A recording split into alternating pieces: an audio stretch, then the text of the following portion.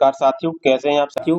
आज का वीडियो बहुत ही इम्पोर्टेंट होने वाला है क्योंकि आज हम बात करने वाले हैं रेलवे भर्ती परीक्षा 2026 के लिए सामान्य अध्ययन के कुछ ऐसे महत्वपूर्ण प्रश्नों की जो आपकी आगामी परीक्षा रेलवे एनटीपीसी और रेलवे ग्रुप डी के लिए अति महत्वपूर्ण होंगे। साथियों, यदि आपका पेपर 16 मार्च से स्टार्ट हो रहा है तो ये वीडियो आपके लिए अति महत्वपूर्ण होगा, तो वीडियो के अंत तक बने रहिए। चलिए हम स्टार्ट करते हैं। साथियों, हमारा पहला क्वेश्चन है। साथियों, अभी तक हमने 406 क्वेश्चन डिस्कस कर लिए हैं। कितने? 406 क्वेश्चन डिस्कस कर लिए हैं और ये हमारा क्वेश्चन नंबर 407 है। यदि आपने नहीं देखे हैं तो वीडियो की प्लेलिस्ट में जाकर आप देख सकते हैं। साथियों, हमारा क्वेश्चन नंबर पहला है। यह कहता है कि टावर ऑफ विक्ट्री या विजय स्तंभ कहाँ पर स्थित है। इससे पूछा गया कि टावर ऑफ विक्ट्री या विजय स्तंभ कहाँ पर स्थित है, आपको बताना है। साथियों, बात करते हैं विजय स्तंभ की। तो विजय स्तंभ की स्थापना राणा कुंभा के द्वारा कराई गई थी, ठीक है ना। इसकी स्थापना राणा कुंभा के द्वारा कराई गई थी और यह चित्तौड़गढ़ राजस्थान में स्थित है। कहाँ पर है? चित्तौड़गढ़ राजस्थान में स्थित है। तो इसका राइट आंसर ऑप्शन बी होगा, राजस्थान। हमारा अगला क्वेश्चन है। साथियों, हमारा अगला क्वेश्चन कहता है कि चित्तौड़गढ़ किस वंश की राजधानी थी। इससे पूछा गया कि चित्तौड़गढ़ था वो किस वंश की राजधानी थी। तो चित्तौड़गढ़ सिसोदिया वंश की राजधानी थी। इससे पूछा गया कि जो चित्तौड़गढ़ है वो किस वंश की राजधानी थी। तो चित्तौड़गढ़ सिसोदिया वंश की राजधानी थी। तो इसका राइट आंसर ऑप्शन बी होगा। हमारा अगला क्वेश्चन है। साथियों, हमारा अगला क्वेश्चन कहता है कि इनमें से कौन गुलाम वंश से संबंधित नहीं था। इससे पूछा गया कि कौन है जो गुलाम वंश से संबंधित नहीं था। इससे पूछा गया कि गुलाम वंश पूछ लिया गया कि कौन है जो गुलाम वंश से संबंधित नहीं था। इसका ऑप्शन देखते हैं, इल्तुतमिश, कैकुबाद, हमीरदेव या बलबन, ठीक है ना। तो हम बात करते हैं गुलाम वंश की, ठीक है ना। साथियों, गुलाम वंश की स्थापना 1206 ईस्वी में कुतुबुद्दीन ऐबक के द्वारा कराई गई थी। किसके द्वारा? गुलाम वंश की स्थापना 1206 ईस्वी में कुतुबुद्दीन ऐबक के द्वारा कराई गई थी। इसके प्रमुख शासक थे जैसे कि कुतुबुद्दीन ऐबक,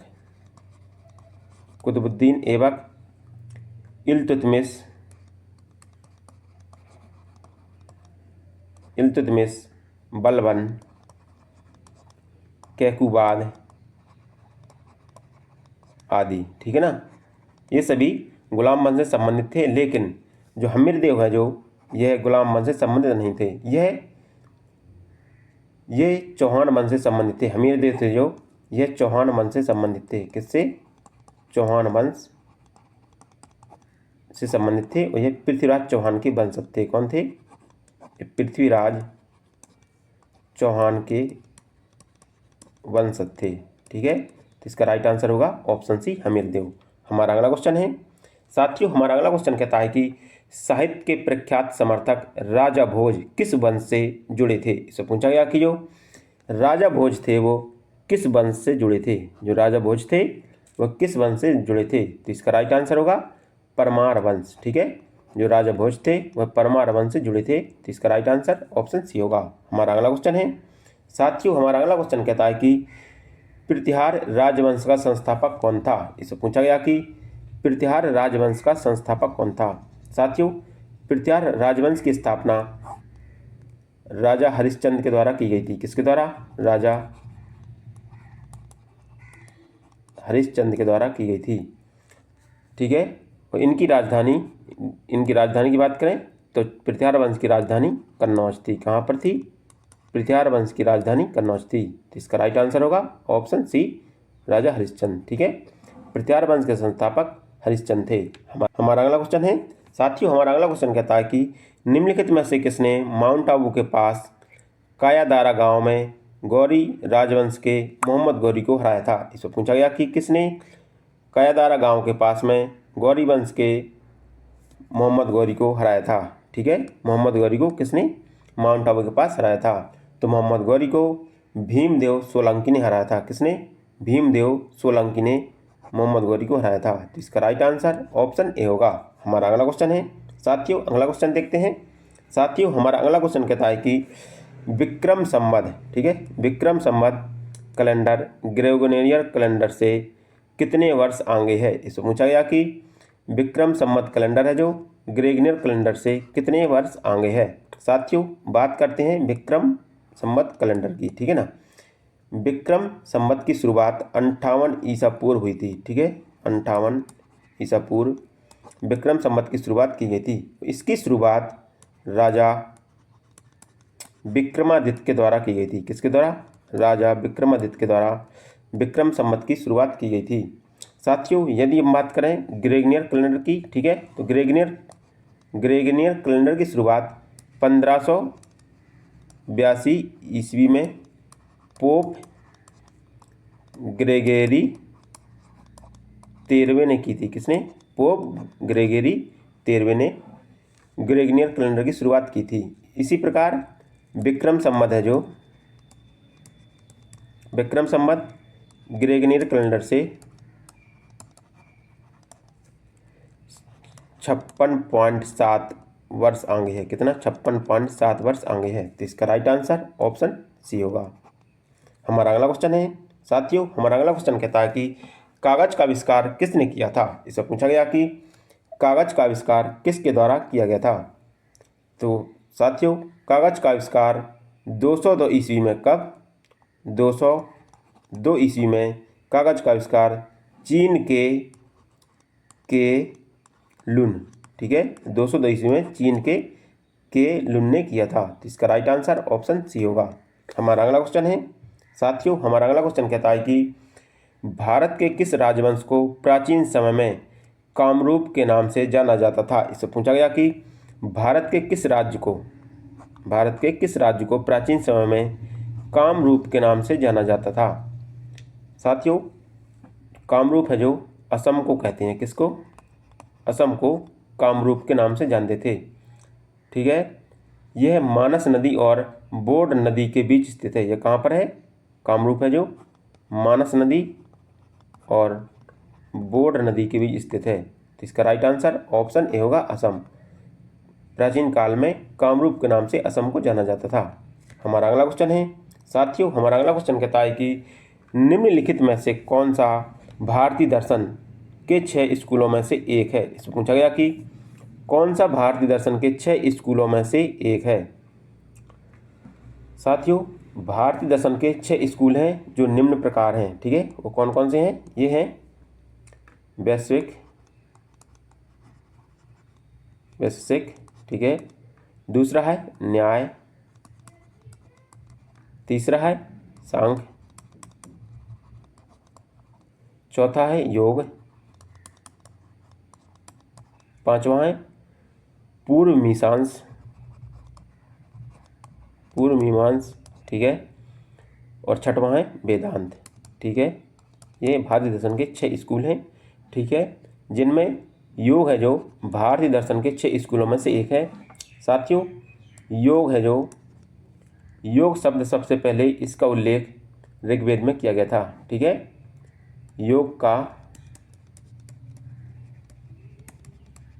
सबसे पहले उल्लेख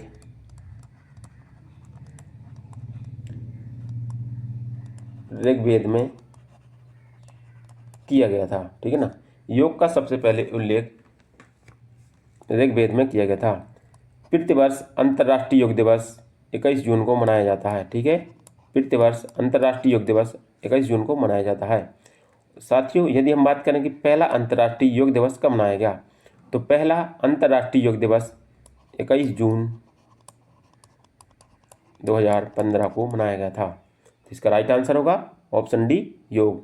योग है जो भारतीय दर्शन के 6 स्कूलों में से एक है। तो इसका राइट आंसर ऑप्शन डी होगा। हमारा अगला क्वेश्चन है साथियों, हमारा अगला क्वेश्चन कहता है कि प्राचीन समय में किसी व्यक्ति को वस्तु के साथ तौला जाता था और उसी भार के समान वस्तु को दान कर दिया जाता था। इस प्रथा को क्या बुलाया जाता था। इसमें पूछा गया कि प्राचीन काल में किसी व्यक्ति को वस्तु के साथ तौला जाता था और उसी भार मात्रा के समान वस्तु को दान कर दिया जाता था। इस प्रथा को क्या बुलाया जाता था। इस प्रथा को तुलाभार या तुलादान कहा जाता था। तो इसका राइट आंसर ऑप्शन सी होगा। हमारा अगला क्वेश्चन है साथियों, हमारा अगला क्वेश्चन कहता है कि महाभारत के अनुसार भीम और हिडम्बा का पोता कौन था। इसे पूछा गया कि महाभारत के अनुसार भीम और हिडम्बा का पोता कौन था, ठीक है। भीम और हिडम्बा का पोता कौन था? तो साथियों, महाभारत के अनुसार भीम और हिडम्बा का पोता बर्बरीक था। कौन था? बर्बरीक था। तो इसका राइट आंसर ऑप्शन ए होगा। हमारा अगला क्वेश्चन है साथियों, हमारा अगला क्वेश्चन कहता है कि पुरातात्विकविद बीबी लाल ने मेरठ जिले के हस्तिनापुर में खुदाई कब कराई थी? इसे पूछा गया कि बीबी लाल के द्वारा मेरठ जिले के हस्तिनापुर में खुदाई कब कराई गई थी? तो बीबी लाल के द्वारा मेरठ जिले के हस्तिनापुर में खुदाई 1951 से 1952 ईस्वी में कराई थी। तो इसका राइट आंसर ऑप्शन बी होगा। हमारा अगला क्वेश्चन है डॉट नाम ग्रीक भाषा से आया है जिसका अर्थ है सिंधु नदी के पार का क्षेत्र। इसमें से पूछा गया कि कौन सा नाम है जो ग्रीक भाषा से आया है जिसका अर्थ सिंधु नदी के पार का क्षेत्र है?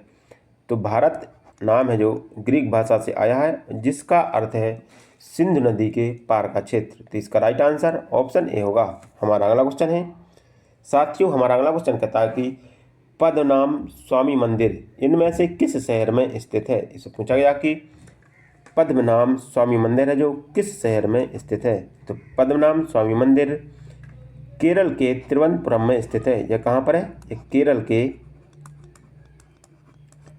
तिरुवनंतपुरम में स्थित है। तो इसका राइट आंसर ऑप्शन डी होगा। हमारा अगला क्वेश्चन है साथियों, हमारा अगला क्वेश्चन कहता है कि इंडिया नाम किस नदी से लिया गया है? इसे पूछा गया कि इंडिया नाम है जो किस नदी से लिया गया है? तो इंडिया नाम सिंधु नदी, ठीक है, सिंधु नदी से लिया गया है। तो इसका राइट आंसर ऑप्शन ए होगा। हमारा अगला क्वेश्चन है साथियों, हमारा अगला क्वेश्चन कहता है कि प्राचीन काल से ही श्राप, सेठ, साहूकार, महाजन और खेती के रूप में जाने जाने वाले व्यापारियों का मुख्य व्यवसाय क्या था? इसे पूछा गया कि प्राचीन काल से श्राप, सेठ, साहूकार, महाजन और खेती के रूप में जाने जाने वाले व्यापारियों का मुख्य व्यवसाय क्या था? इसे पूछा गया कि इनका मुख्य व्यवसाय क्या था? तो इनका मुख्य व्यवसाय था बैंकिंग, ठीक है। ये साहूकार थे तो ये पैसा देते थे, तो एक बैंकर के रूप में काम करते थे। तो इसका राइट आंसर ऑप्शन सी होगा। हमारा अगला क्वेश्चन है साथियों, हमारा अगला क्वेश्चन कहता है कि महाभारत का युद्ध कितने दिनों तक चला था? इससे पूछा गया कि महाभारत का युद्ध है जो कितने दिनों तक चला था? साथियों, महाभारत की रचना वेद व्यास के द्वारा की गई है। किसके द्वारा? वेद व्यास। महाभारत की रचना वेद व्यास के द्वारा की गई है और महाभारत का युद्ध 18 दिनों तक चला था। कितने दिनों तक? 18 दिनों तक चला था। तो इसका राइट आंसर ऑप्शन बी होगा। हमारा अगला क्वेश्चन है साथियों, हमारा अगला क्वेश्चन कहता है कि डॉट डॉट की अवधारणा अंधविश्वास भरी मान्यताओं पर आधारित है। इसे पूछा गया कि किसकी अवधारणा है जो अंधविश्वास भरी मान्यताओं पर आधारित है?